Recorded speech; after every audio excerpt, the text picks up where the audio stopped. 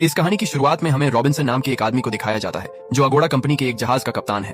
Aguada company दरअसल समंदर में खोए हुए जहाजों को ढूंढने का काम करती है, लेकिन अब वह अपने कई कर्मचारियों को निकाल रही है जिनमें रॉबिन्सन का नाम भी शामिल होता है। रॉबिन्सन की नौकरी छूट जाती है। पिछले 11 सालों से वह इसी कंपनी में काम कर रहा था, जबकि इससे पहले वह नेवी में था। अब क्योंकि उसकी नौकरी चली गई है, इसलिए वह बहुत दुखी हो जाता है, क्योंकि इसी नौकरी की वजह से उसकी पत्नी ने उससे तलाक ले लिया होता है और अपने साथ अपने बेटे को भी ले गई होती है। रॉबिन्सन अपने बेटे को बहुत याद करता है। एक दिन रॉबिन्सन अपने 2 दोस्तों के साथ एक रेस्टोरेंट में बैठा होता है।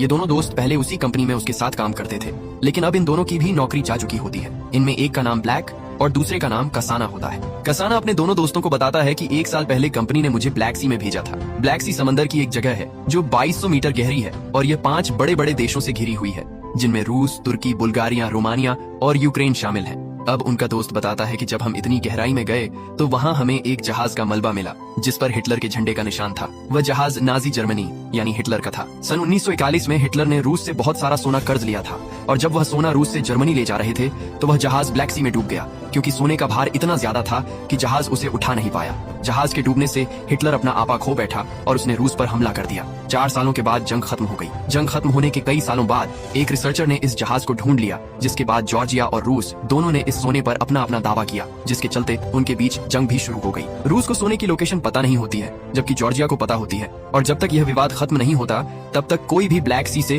उस सोने वाले जहाज को बाहर नहीं निकाल सकता।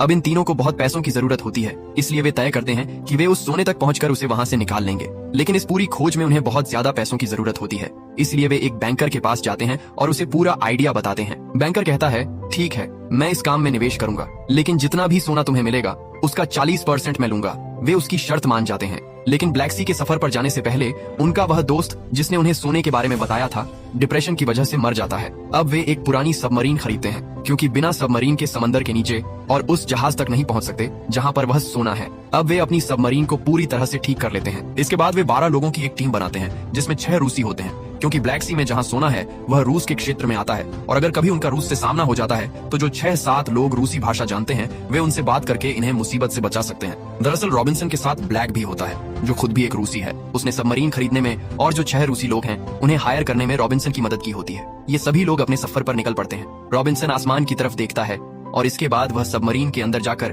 उसका दरवाजा बंद कर देता है। अब उनकी सबमरीन पूरी तरह से समंदर के अंदर चली जाती है। यहाँ हर एक आदमी अपना अपना काम संभाल लेता है। दरअसल इस सबमरीन को चलाने के लिए कई लोगों की जरूरत होती है, इसलिए इन्होंने एक बड़ी टीम बनाई होती है। इस पूरे काम में जान का बहुत ज्यादा जोखिम होता है, इसीलिए रॉबिन्सन सबको बताता है कि हमें जितना भी सोना मिलेगा उसका 40% वह बैंकर ले लेगा जिसने हमें इन्वेस्ट किया है। बचे हुए 60% को हम सब आपस में बराबर बांट लेंगे, जो इतने हिस्सों में बंटने के बाद भी हर एक इंसान के लिए पर्याप्त होगा। इतना सोना मिलने के बाद एक इंसान बहुत अमीर हो जाएगा। यहाँ पर जितने भी लोग होते हैं वे सब के सब अपने काम में बहुत प्रोफेशनल होते हैं। यहाँ पर बैंकर का एक आदमी डैनियल भी होता है, जो कैप्टन रॉबिन्सन से कहता है कि तुम्हें यह बात सबको नहीं बतानी चाहिए थी। हो सकता है कि कुछ लोग मिलकर किसी को मार दें ताकि उनका हिस्सा बढ़ जाए, लेकिन कैप्टन रॉबिन्सन को ऐसा नहीं लगता। वे लगातार आगे बढ़ते चले जाते हैं और ब्लैक सी में इंटर कर जाते हैं। वे उस हिस्से में पहुंच जाते हैं जो रूस के अंदर आता है। तभी वहां से रूस का एक डिस्ट्रॉयर जहाज गुजरता है। ये अपने इंजन बंद कर देते हैं, क्योंकि अगर रूसियों को पता चल गया कि उनकी टेरिटरी में कोई ऐसी सबमरीन है जो रूस की नहीं है तो वे इनकी सबमरीन को उड़ा देंगे। इनकी किस्मत अच्छी होती है। इंजन बंद करने की वजह से रूसियों को पता नहीं चलता कि नीचे कोई सबमरीन है और ये बाल बाल बच जाते हैं। इसी दौरान यहाँ पर एक रूसी आदमी किसी चीज को ठीक कर रहा होता है और जो उसकी मदद कर रहा होता है उसे रूसी नहीं आने की वजह से उस पर गुस्सा आ जाता है। यहाँ पर ब्लैक भी आ जाता है, जो उस लड़के को डांटने लगता है, क्योंकि उसकी गाइडेंस खराब होने की वजह से वह रूसी लड़का काम नहीं कर पा रहा होता। जब ब्लैक उस लड़के को डांट रहा होता है तभी सबमरीन का ड्राइवर, जिसका नाम फ्रीजर होता है, जो कि एक साइको होता है, वहाँ आ जाता है। अब ब्लैक और उसके बीच भी बहस शुरू हो जाती है। इसी बहस के चलते फ्रीजर उसे चाकू मार देता है। ब्लैक के हाथ में जो तेल होता है वह इंजन पर गिर जाता है, जिससे एक ब्लास्ट हो जाता है। ब्लास्ट के बाद सबमरीन एक तरफ जाने लगती है। धमाके से पूरी की पूरी सबमरीन हिल जाती है, जिससे सभी लोग बहुत जख्मी हो जाते हैं। रॉबिन्सन बेहोश हो जाता है। कई घंटों के बाद उसे होश आता है। वह देखता है कि ब्लैक और एक दूसरे आदमी की मौत हो चुकी होती है। वहीं दूसरी तरफ यहाँ जितने भी लोग होते हैं वे अलग अलग गुटों में बढ़ चुके होते हैं। एक तरफ वे लोग होते हैं जो रूसी बोलते हैं, यानी रूस के लोग, जिन्होंने उस जगह पर कब्जा कर लिया होता है जहाँ खाना रखा होता है। दूसरी तरफ वे लोग होते हैं जो इंग्लिश बोलते हैं। रूसी लोग सबमरीन के ड्राइवर फ्रीजर को पकड़ लेते हैं, क्योंकि उसने उनके एक आदमी पर चाकू से हमला किया था। रॉबिन्सन सबको समझाता है कि हमारे पास लिमिटेड समय है, यानी सिर्फ 36 घंटे। इन 36 घंटों में हमें अपना मिशन पूरा करना होगा। सब रॉबिन्सन की बात मान जाते हैं और एक बार फिर से मिलकर काम करना शुरू कर देते हैं। जल्दी ही वे उस जगह पहुंच जाते हैं जहां पर हिटलर का जहाज और उसकी सबमरीन डूबी हुई थी।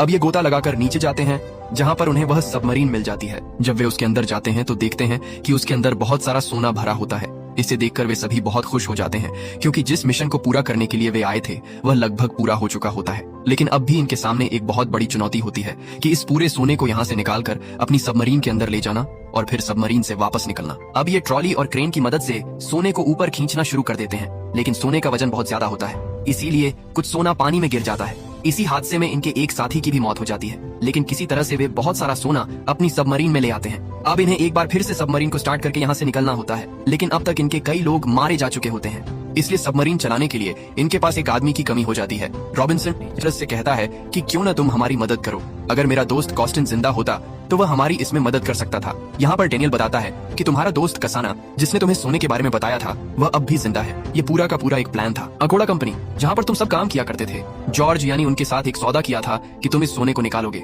जिसके बाद अगोड़ा कंपनी को बहुत सारे पैसे दिए जाएंगे। जॉर्ज सोने को खुद नहीं निकाल सकता क्योंकि रूस के साथ उनका डिस्प्यूट है। ऐसा करने से जॉर्ज और रूस के बीच जंग एक बार फिर से शुरू हो सकती है, इसीलिए अगोड़ा कंपनी ने जानबूझकर अपने सबसे बेहतरीन एम्प्लॉइज को निकाल दिया ताकि उन्हें इस प्लानिंग में फंसाया जा सके। रॉबिन्सन को अब समझ में आ जाता है कि यह सब अगोड़ा कंपनी की ही चाल थी, इसीलिए वहाँ मौजूद सभी लोगों को डेनियल पर गुस्सा आता है और वे उसे मारना चाहते हैं, लेकिन रॉबिन्सन सबको मना करता है और उसे एक कमरे में बंद कर देता है। इसके बाद वे तय करते हैं कि वे इस खराब पड़ी सबमरीन को दूसरे हिस्से में दूसरे देश की सीमा में ले जाएंगे, जहाँ न रूस और न ही अगोड़ा कंपनी के लोग दखल दे सकते हैं। वे सबमरीन को तुर्की की तरफ ले जाते हैं, लेकिन अब यहाँ से आगे का रास्ता बहुत ज्यादा खतरनाक होता है। इसकी चौड़ाई मात्र 100 मीटर होती है, जो एक सबमरीन के लिए बहुत कम है। यहाँ पर एक रूसी मैकेनिक होता है जो सबको यकीन दिलाता है कि वह सबमरीन को यहाँ से निकाल सकता है, लेकिन सबमरीन का ड्राइवर जिसका नाम फ्रेजर होता है कहता है कि ऐसा नहीं हो सकता। उसके अनुसार हमें सबमरीन को सतह पर ले जाना होगा। इसी बात पर रॉबिन्सन और फ्रेजर के बीच बहस हो जाती है। जब रॉबिन्सन वहाँ से चला जाता है तो डेनियल सबमरीन के ड्राइवर के पास जाता है और उससे कहता है कि तुम उस रूसी मैकेनिक को मार दो, उसके बाद हम इस सबमरीन को सतह पर ले जाएंगे। ड्राइवर उसकी बात मान लेता है क्योंकि वह एक साइको होता है और ज्यादा दिमाग नहीं लगाता। वह उस रूसी मैकेनिक को मार देता है। इसके बाद इंजन ठीक से काम नहीं करते। रॉबिन्सन को पता चल जाता है कि रूसी मैकेनिक मारा जा चुका है, इसीलिए वह डेनियल के पास आता है क्योंकि उसे पता होता है कि डेनियल और फ्रेजर ने ही उसे मारा है। रॉबिन्सन उन दोनों को मार देता है। अब एक और रूसी आदमी को दिखाया जाता है जो इंजन को ठीक करने की कोशिश कर रहा होता है। तभी एक ब्लास्ट होता है। इस ब्लास्ट के बाद सबमरीन के अंदर पानी आना शुरू हो जाता है। यह पानी इतनी तेजी से भरता है कि इसे कोई भी रोक नहीं पाता।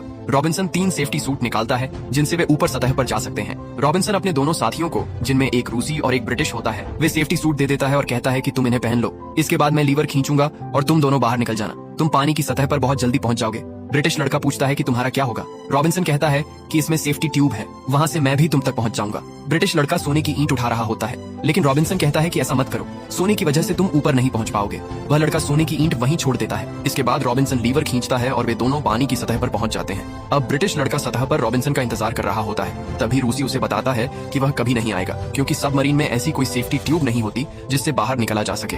अगर किसी को बाहर निकालना हो तो लीवर खींचने के लिए किसी को अंदर ही रहना पड़ता है। सबमरीन के अंदर हमें रॉबिन्सन को दिखाया जाता है जिसे पता होता है कि उसकी जिंदगी का अंत आ चुका है। अपनी जिंदगी के आखिरी पलों में वह अपनी पत्नी और अपने बेटे को याद करता है। इसी के साथ ये फिल्म, ये कहानी यहीं पर खत्म हो जाती है। उम्मीद करते हैं कि यह कहानी आपको पसंद आई होगी।